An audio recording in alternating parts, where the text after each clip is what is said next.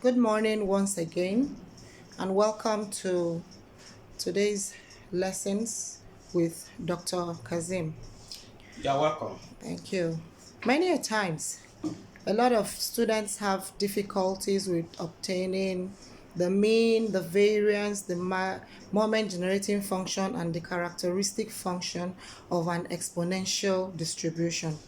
In today's lesson with Dr. Kazim, we are going to see him use two different methods of solving these challenges as seen on the board so that it will be easier for you to make a choice on which method to use, and at the end of the day we'll still obtain the same results.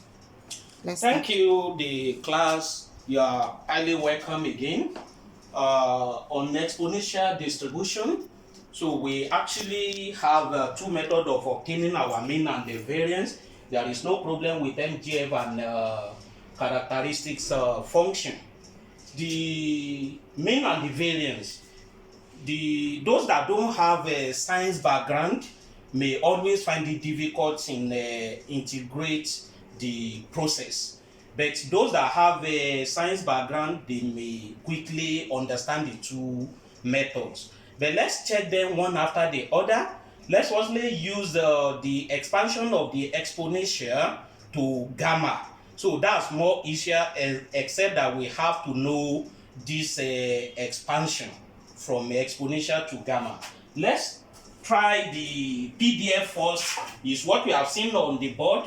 The PDF giving reference to the mean is lambda e raised to power minus lambda x. So taking note that our parameter lambda is greater than 0, that's non-negative. Our x is also greater than or equal to 0, is also non-negative.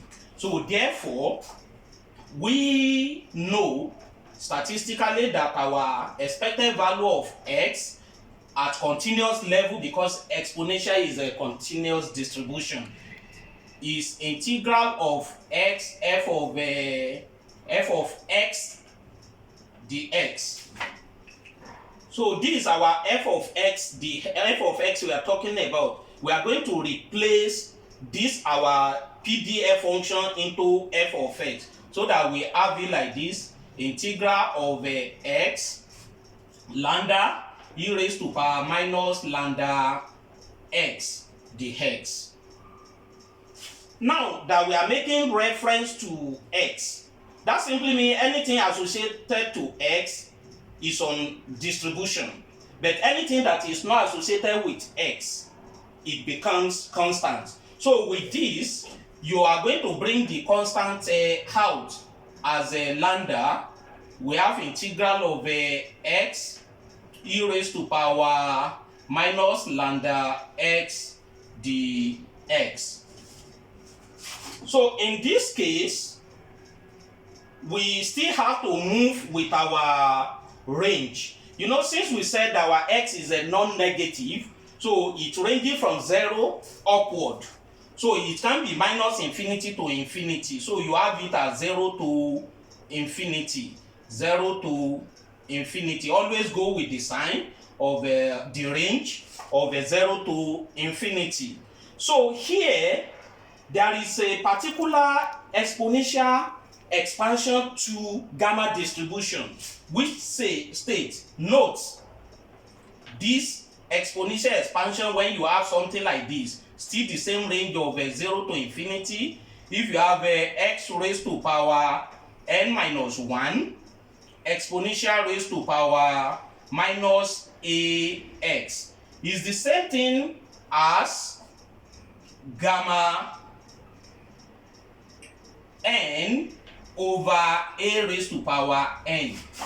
This is the only thing you have to study as a statistician, that this is the exponential expansion to gamma. So once you know this, you now try to use this same method to expand this. Now let's check it very well. We have our expected value of x is going to turn to lambda, something like this, 0 to infinity. You now let the index come out very well. You know, this x is same thing as raised to power 1. Then we have a what? Exponential raised to power minus lambda x dx. Look at it very well. This index here is the same thing as this. This one here, this a is the one that denoted our lambda. But the only difference is this one is 1, this one is n minus 1. And when you have this n minus 1, for you to have this value of n, meaning from the expansion, 1 is added to get this n. So if 1 is added, so definitely this power 2, you have the same 1, so that it becomes something like this.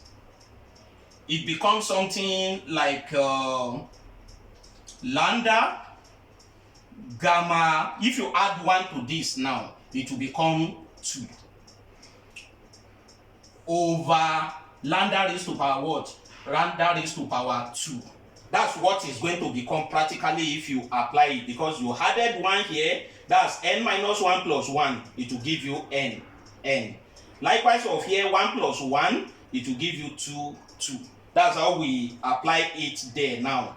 And this, our gamma function, is the same thing as if you have something like this, lambda gamma 2 is same thing as a 1 factorial over lambda raised to power 2. And your 1 factorial is the same thing as 1. If you have it as 1, the whole thing becomes expected value of x is equal to lambda over lambda squared. Definitely 1 lambda will cancel 1 lambda down. So our expected value of x become 1 over lambda, which is the mean of the exponential. So we've obtained the mean. Now remain to obtain the variance with the same method. Before you obtain the variance, firstly find the expected, we should find the expected value of x squared. So if you apply it statistically, it's same thing as x squared f over x dx. So that's the expansion of this. So we have it as integral. You can still take the range like this, x squared lambda exponential raised to power minus lambda x dx. The whole of this is the PDF. Now if you still check it critically, it's still the same, it's still lambda that is constant here. You can bring it out so that you have lambda integral of x squared ranges from 0 to infinity exponential raised to power minus lambda x dx. If you check this, we can still apply our exponential expansion to gamma. So if you are adding 1 to this for you to get n, if you add 1 to this one, it will give you something like this, lambda gamma. Instead, if you add 1 to this, it becomes 3 over lambda raised to power 3. And practically what we are saying is lambda gamma 3 is same thing as a 2 factorial over lambda raised to power 3. And our 2 factorial is same thing as 2. That's 2 times 1, which is going to give us is the same thing as 2. We are going to have lambda multiplied by 2 over lambda raised to power 3. So definitely 1 lambda will cut this. The whole thing becomes 2 over lambda squared. It's now that we are going to apply our variance. You know, our variance of x is same thing as expected value of x squared minus expected value of x all squared.